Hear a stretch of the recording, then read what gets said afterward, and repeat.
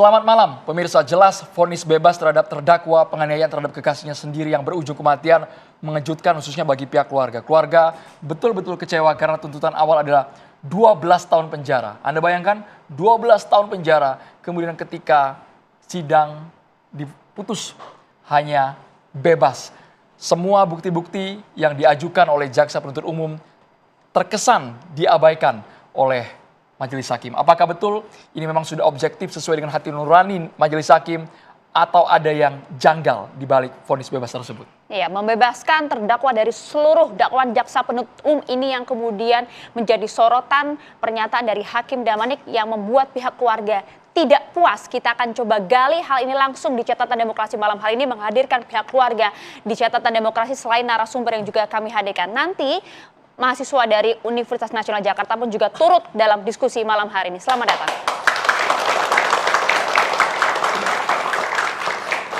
Malam hari ini kita hadirkan kakak dan juga adik dari almarhumah Dini Sera Afrianti yang pada Oktober 2023 menjadi korban. Tadi kalau pemirsa lihat ada CCTV ketika Dini tergeletak, gambarnya sudah kami blur, bahkan ketika ada upaya dari Ronald Tanur yang menurut hakim adalah bagian menolong dari Dini Sera, membantu pernafasan waktu itu karena dia juga shock. Tapi sebenarnya kita dari dua sudut pandang, baik itu dari pihak kuasa hukum maupun dari pihak yang menganggap mungkin putusan hakim tersebut sudah tepat atau belum. Ya, coba kita akan langsung tanyakan, kita perkenalkan terlebih dahulu sudah ada Alfi Karisma, adik dari almarhum Dini Sera. Selamat malam. Mbak Vika, dan juga ada Mas Wandi Ifrayanto, kakak dari almarhum Dini Sera. Selamat malam Mas Wandi. Dan juga hadir pula, ini ada Kak Sakina selaku sepupu dari Dini yang juga waktu itu sempat menjemput jenazah di Surabaya, betul? Selamat malam Kak. Malam. Kami juga menghadirkan ada para narasumber, ada kuasa hukum dari keluarga korban, kuasa hukum dari pihak Dini Sera Afrianti. Mas Dimas, selamat malam Mas Dimas. Assalamualaikum warahmatullahi wabarakatuh. Waalaikumsalam warahmatullahi wabarakatuh. Kemudian ada Wakil Ketua Komisi 3 DPR RI yang kemarin sudah audiensi juga dengan pihak keluarga, Bang Habibur Rahman. Selamat malam, Bang Habibur Rahman. Selamat malam, Assalamualaikum. Dan juga hadir di sini ada Prof. Gayus Lumbun, mantan Hakim Agung MA. Selamat malam, Prof. Selamat malam. Bang Kapitra Ampera, praktisi hukum, dan juga hadir ada Bang Pitra Nasution. Selamat malam, Bang Kapitra, Bang Pitra. Waalaikumsalam. Selamat malam, Mbak. Mungkin selama ini kita tahu Bang Pitra identik dengan kasus Vina yang lagi mencuat juga. Tapi sepertinya malam hari ini Bang Pitra kita hadirkan. Apakah posisi Bang Pitra menganggap putusan hakim ini benar ya, Maria? Kita tahan dulu tapi nanti. Kita tahan dulu ya Bang Pitra. Kita boleh ke keluarga korban. Kita ingin ke kakak dari almarhum Dini Sera. Kita mau ke Kang Wandi. Jelas ini sangat memukul pihak keluarga ketika Dini Sera dinyatakan meninggal. Bukan karena penganiayaan, tapi karena ada alkohol di dalam tubuh dari Dini Sera. Bagaimana reaksi dari keluarga ketika hakim menyebutkan salah satu pertimbangannya itu? Assalamualaikum warahmatullahi wabarakatuh. Waalaikumsalam. Dari pihak keluarga merasa ada kejanggalan. Hakim kan ke pihak JPU memutuskan untuk ada hukumannya 12 tahun. Tapi kemarin ngedengarnya kan ada pas langsung ada dengar kemarin 100 hari mama meninggal, katanya bebas. Katanya dari jaksa, ketiga jaksa tersebut, hakim tersebut katanya ada yang orang buktinya kurang jelas gitu. Katanya ada keluar dari alkohol katanya. Tapi kan padahal dari barang bukti tersebut CCTV, saksi, terus hasil visum, otopsi itu kan udah lengkap, itu udah dipertimbangkan oleh pihak JPU. Tapi kenapa hakim memutuskan barang bukti itu tidak dikeluarkan pas waktu persidangan itu keputusan tersebut itu merasa ada yang janggal gitu. Oke, tapi sejauh ini mengikuti persidangan nggak? Kalau saya sih kalau lihat dari televisi aja, nggak lihat kalau langsung ke tempat persidangan diserahin sama kuasa hukum kami, Pak Dimas. Pertama kali pada saat mendengar bahwa Ronald Tanur kemudian akhirnya dibebaskan dari seluruh dakwaan, apa yang ada di benak Mas Wandi dan juga keluarga pada saat itu? Keluarga semuanya pada nangis, Pak. Beneran, kemarin udah tiap keluarga udah bersyukur, alhamdulillah hukumannya sebelum ada 12 tahun, tapi kemarin pas waktu dengar divonis hukuman bebas, keluarga sangat sedih, apalagi lihat anaknya yang sekarang kan mondok pesantren baru 1 bulan. Itu kan kelihatan kasihan banget ke Anak siapa mohon maaf? anak diri Sarah Aprianti. Baik, Dini sudah punya anak Udah di punya- Sukabumi. Iya, itu anaknya Usia sekarang berapa? umurnya 13 tahun sekarang. Baik. Kemarin mondok baru 1 bulan. Oke. Tapi sebenarnya dari pihak keluarga tahu tidak antara Dini dan juga Ronald ini memiliki hubungan. Pihak keluarga tidak pernah mengetahui Dini pacaran sama anak DPR gitu ya kan. Nah, Ronald gak tahu. Soalnya pihak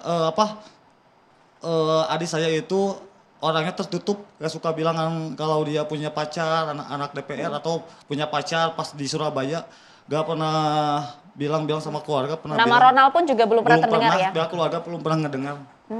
Dari TVK mungkin biasanya kalau perempuan mungkin lebih nyaman cerita ke perempuan ya Maria. Dari Dininya pernah nggak cerita soal Nggak. bagaimana aktivitas di Saya Surabaya? juga nggak pernah sih, Mak. Saya juga nggak tahu nama Ronald gitu. Cuman saya tahunya kakak saya punya pacar, udah itu aja cukup. Saya nggak pernah tahu namanya siapa gitu. Terus dia anak siapa, orang mana gitu. Cuman aku tahunya dia punya pacar kayak Chinese aja gitu. Oh gitu, gitu pacarnya.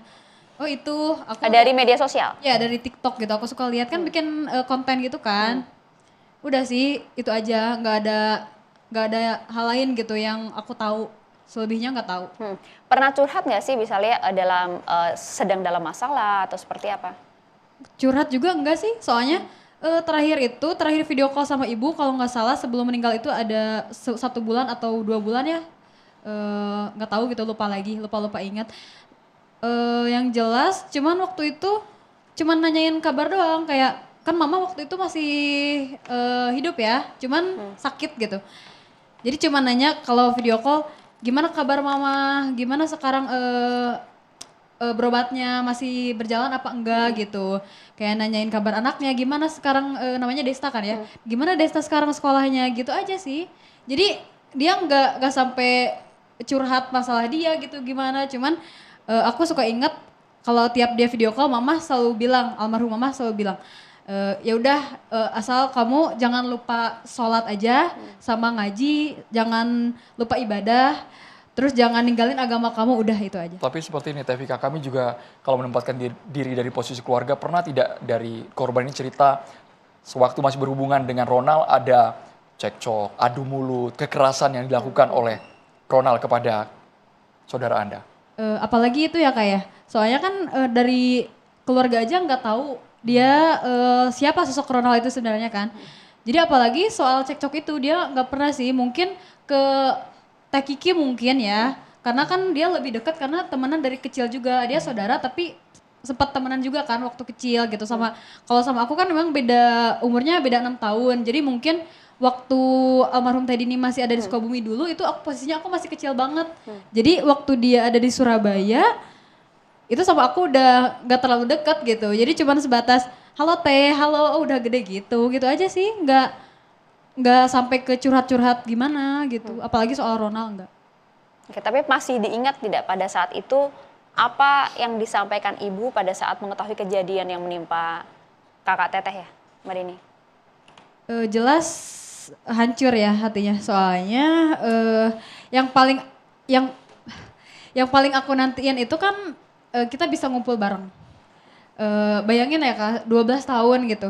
Apalagi dia punya anak gitu. Jadi harapan orang tua aku, terutama ibu yang ngurus Desta dari kecil tuh cuman pengen almarhum itu pulang terus ngurus Desta gitu. Karena kan ibu bapakku udah tua banget ya, udah sangat tua gitu. Jadi udah bukan seharusnya lagi lah ngurus anak sekecil itu gitu. Jadi sering diminta almarhum untuk pulang gitu. Cuman emang dia sempat bilang juga mau pulang, cuman ada aja gitu halangannya. Baik, kita ke Kang Wandi soalnya dari pertama datang ke studio Catatan Demokrasi sepertinya Kang Wandi ini terlihat paling emosional.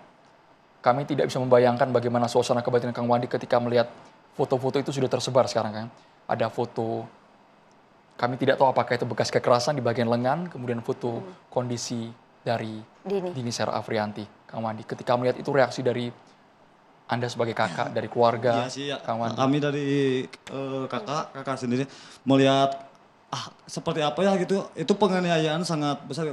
Pas waktu ngedengarkan ya dari lift, turun dari lift ya dihantam sama botol selama 2 kali. Terus pas ke bawah, pas turun ke basement, dia kan nggak tahu ya itu si Ronald itu sempat katanya pas adik saya nyandar di mobil, dia langsung ke apartemen ke atas. Nanyain CCTV itu si Ronald katanya. Nanyain CCTV buat barang bukti, cuma pihak pengelola di sana dia berhak soalnya itu CCTV dipegangnya sama manajemen mall katanya. Dia pulang lagi ke bawah. Adik saya kan nggak tahu kan itu ya, pas di bawah nggak tahu dia udah masuk, udah langsung ngegas mobil. Maksudnya parah banget itu orang, kayak adik saya kayak binatang aja, kayak binatang dihantam, dibuang di sana, langsung digelas, langsung dia katanya kan mau kabur ya kan, mau kabur. Kalau tidak ada satpam security di sana kan dia udah lolos aja gitu ya. Maksudnya dari pihak kita, dari pihak keluarga, saya sebagai kakaknya sangat sakit hati. Saya pengen lihat Ronald dihukum seumur hidup kalau saya dari pihak keluarga. Saya agak ridho di ta'ala, saya kayak bukan bakalan menerima, saya akan memaafkan ketiga hakim tersebut. Saya pengen si Ronald dihukum berat. Kita ke Tevika karena dari Maria mungkin ada yang bisa. Tapi begini Mas Wandi, tadi kan Anda sampaikan bahwa pada saat 100 hari ibu gitu ya, justru kemudian hadiah yang didapat adalah Ronald Tanur bebas. Sedangkan ibu adalah yang merawat Desta sejak kecil bahkan hingga saat ini ditinggalkan oleh Dini begitu ya. Kebatinan keluarga seperti apa? Saya nggak bisa bayangin gitu ya. Saya betapa itu ya kan kita pas 100 hari ibu meninggal, kita pas sore-sore kita persiapan buat 100 hari. Saya ngedengar dari adik saya, Kak,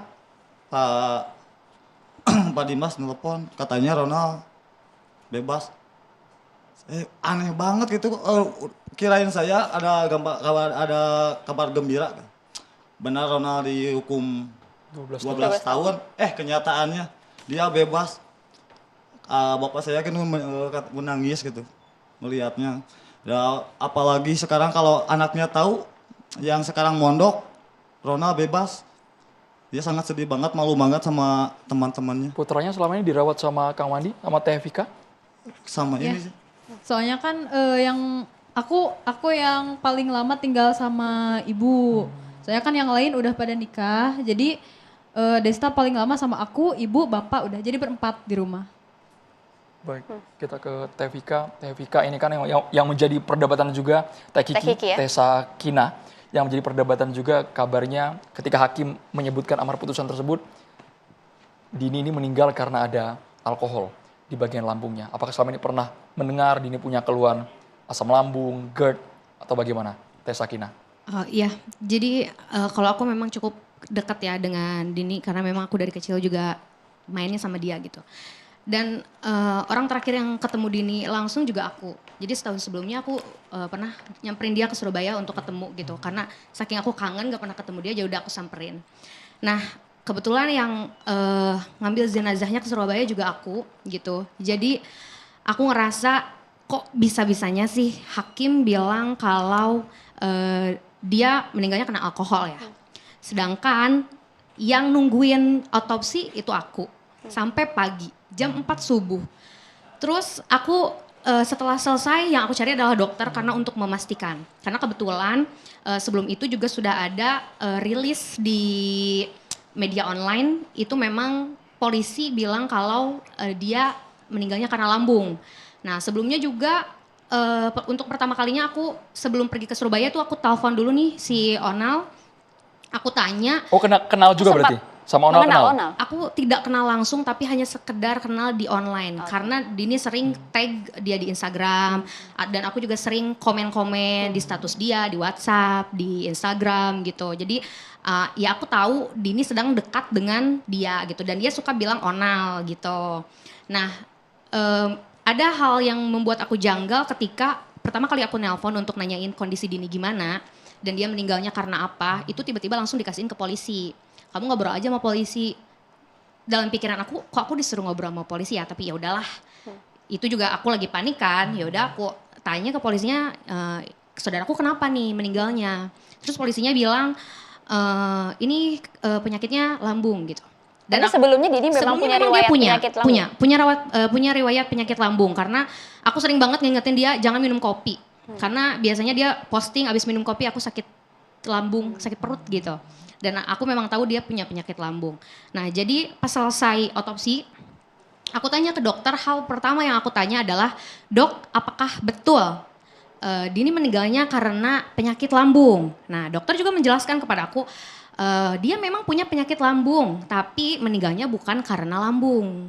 Seperti itu. Karena apa diterangkan sama Diterangkan dokter? dokter? Terus aku tanya lagi kan, karena aku lihat kondisi jenazahnya di ruang itu kan ada sayatan di kepala. Jadi aku tanya ke dokter, "Dok, kenapa kepalanya berdarah?" Karena waktu itu masih ada keluar darah yang segar. Nah terus kata dokter, "Oh iya ini karena ada memar, takutnya ada pecah pembuluh darah di kepala." Gitu. Jadi saya buka tapi memang itu adanya benturan di kepala kayak gitu. Terus abis itu dokter juga ngejelasin. Terus aku tanya, "Terus kalau bukan dari lambung dari apa dong?"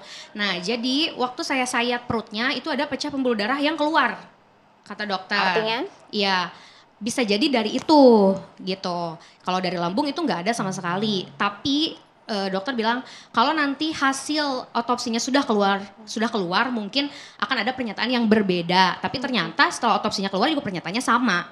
Meninggalnya bukan karena lambung gitu, tapi memang ada benturan kayak gitu. Dan dokter juga bilang ya memang pecah pembuluh darah di perut gitu. Jadi aku juga bingung kenapa hakim tuh sama ngomongnya kayak yang awal sih polisi yang nelpon aku gitu. Sedangkan kan hasil otopsi dan dokternya bilang langsung ke aku juga ya bukan karena lambung meninggalnya. Kak Kiki waktu itu juga sempat melihat langsung bagaimana kondisi jenazah. Iya. Hmm?